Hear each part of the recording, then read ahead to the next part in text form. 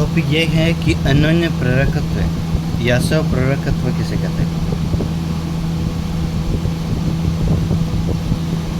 प्रेरण के कारण जो धारा उत्पन्न होती है उसके प्रेरकत्व दो तरह के होते हैं।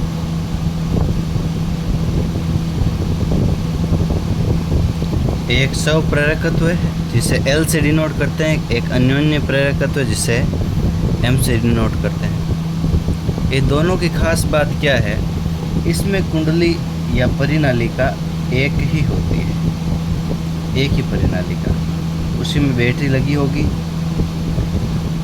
उसी में बैटरी लगी होगी, उसी में से धारा जाएगी और उसी परिनालिका के अंदर फ्लक्स में परिवर्तन होगा और उसी में फ्लक्स में परिवर्तन की वजह से विद्युत वाहक बल उत्पन्न होगा, जिससे फ्लक्स में परिवर्तन से विद्युत वाहक बल उत्पन्न होगा, जिससे प्रेरित धारा उत्पन्न होगी। ये धारा अलग है, ये धारा अलग है, ये धारा अलग है, ये अलग है। ये प्रेरित धारा है,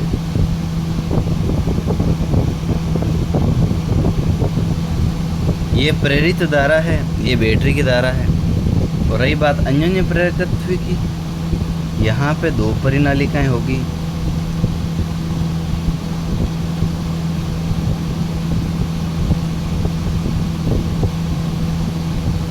एक में बैटरी लगी है और एक में नहीं लगी है।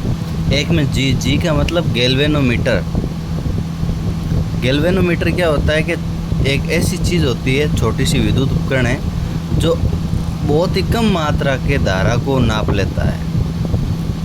अगर कहीं पे धारा का मान कम है तो गैल्वेनोमीटर से नापा जाएगा। ये एक तरह का टेस्टर मान सकते हो आप। बोर्ड के अंदर डाल के चेक करते हैं ना, ऐसे उसके अंदर ऐसे चेक करते हैं, उसके अंदर यहाँ पे एक लाइट जगती है, वैसे ही है ये। अब इसके मान में बैटरी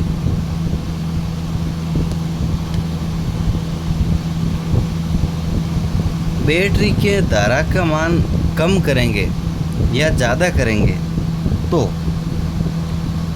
उसमें जो है विद्युत क्षेत्र वो भी या तो ज़्यादा होगा, धारा का मान बढ़ाएंगे तो ज़्यादा होगा, और धारा का मान घटाएंगे तो कम होगा। तो चुंबकीय क्षेत्र रेखाएं ज़्यादा करेंगे तो ऐसे ज़्यादा बाहर निकलेगी, कम करेंगे तो अंदर की तरफ आएगी, या ज़्यादा करेंगे तो बाहर जाएगी, कम करेंगे तो अंदर आएगी। तो आप देख सकते हो कि मान लो ये चुंबकीय क्षेत्र रेखा है और ये बैटरी है, बैटरी के धारा का मान बढ़ा रहा हूँ तो धारा का मान बढ़ाते ही इसका चुंबकीय क्षेत्र स्ट्रॉन्ग हो रहा है और देखो चुंबकीय क्षेत्र रेखा बाहर जा रही है, तो इस दूसरी वाली कुंडली के अंदर से निकल रही है, तो दूसरी वाली कुंडली में फ्लक्स में परिवर्तन हो रहा है।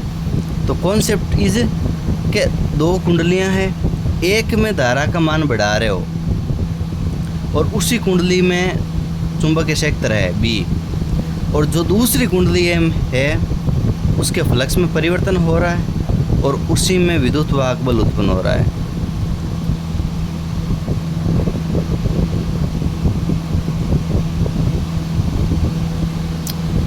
और इसके अंदर क्या होता है, एक ही कुंडली है, उस कुंडली में धारा प्रवाहित हो रही है, उसी कुंडली के अंदर प्रेरित विद्युत वाहक बल उत्पन्न होगा जब अपन धारा का मान या तो बढ़ाएंगे या कम करेंगे, ठीक है, और उसी के फ्लक्स में परिवर्तन होगा। अच्छा, ये जो प्रेरित धारा उत्पन्न होगी ना, ये हमेशा यही ट्राई करेगी कि ये फ्लक्स में परिवर्तन का विरोध करे। तो आपको इस कॉन्सेप्ट में पता नहीं चलेगा कि भाई फ्लक्स बढ़ रहा है या घट रहा है। इसलिए आप ये ध्यान देंगे कि ये जो धारा है, प्रेरित धारा, ये अगर बैटरी की धारा बढ़ रही है तो ये घटनी चाहेगी, यानी बैटरी की धारा बढ़ रही है मतलब इस तरफ जा रही है तो ये प्रेरित धारा उल्टी दिशा में बहने लगेगी, कम होने लगेगी। और बैटरी की धारा अगर कम हो रही है, डिक्रीज हो रही है, 10 एम्पियर से 5 एम्पियर जैसे कमी हो रही है ना, तो ये जो प्रेरित धारा होगी ये बढ़ने की कोशिश करेगी, ठीक है। आप ये कह सकते हो, हालांकि आपको बुक में ये दिया होगा कि फ्लक्स जो है धारा के समानुपाती होता है, जबकि ये वास्तविकता में गलत बात है। ऐसा नहीं होता, फ्लक्स धारा के समानुपाती नहीं होता, ठीक है। फ्लक्स समानुपाती होता है या तो विद्युत क्षेत्र के और नहीं है चुंबकीय क्षेत्र के या क्षेत्रफल सदिश के। विद्युत फ्लक्स में परिवर्तन की दर जो होती है ना, वो समानुपाती होती है धारा में परिवर्तन की दर के। वास्तविकता ये है, पर यहाँ पे बटे में डी टी और बटे में डी टी कट गया, तो यहाँ पे सिर्फ फाई समानुपाती आई ही लिखा जाता है।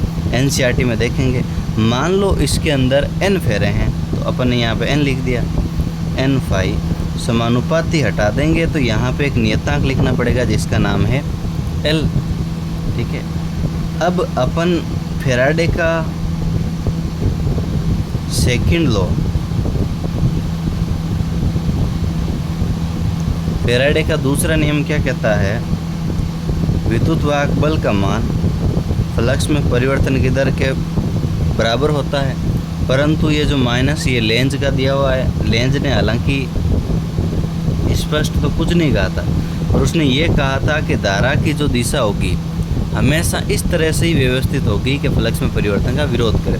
वहाँ से नेगेटिव साइन आया है। ठीक है, आगे की बात करें तो यहाँ पे n फेरे हैं, तो n फेरों के लिए फ्लक्स में परिवर्तन की दर विद्युत वाहक बल के बराबर है, बराबर माइनस n और फाई की जगह अपन लिख सकते हैं एल आई।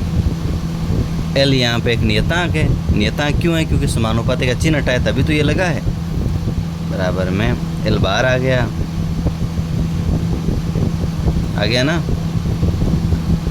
अब एक काम करते हैं, इस टर्म को सीधा इसके भाग में भेजते हैं, माइनस को भी इधर भेजते हैं, तो एल बराबर ये बटे में माइनस इधर आ गया, डी आई बटे में डी टी। अब आप सोचेंगे कि भाई डी टी इधर गुणा में डी आई भाग में क्यों नहीं आया, क्योंकि ये एक टर्म है जिसको आप एक साथ ये बोल सकते हो धारा में परिवर्तन की दर। इसका मात्रक होता है एल का, किसका, एल का। एल क्या है, स्वप्रेरकत्व है, इसका मात्रक होता है हेनरी, इसकी विमा होती है, लिख लेना mL2T-2 M-2, गलत हो ही नहीं सकती। समझ में आ रही है बात।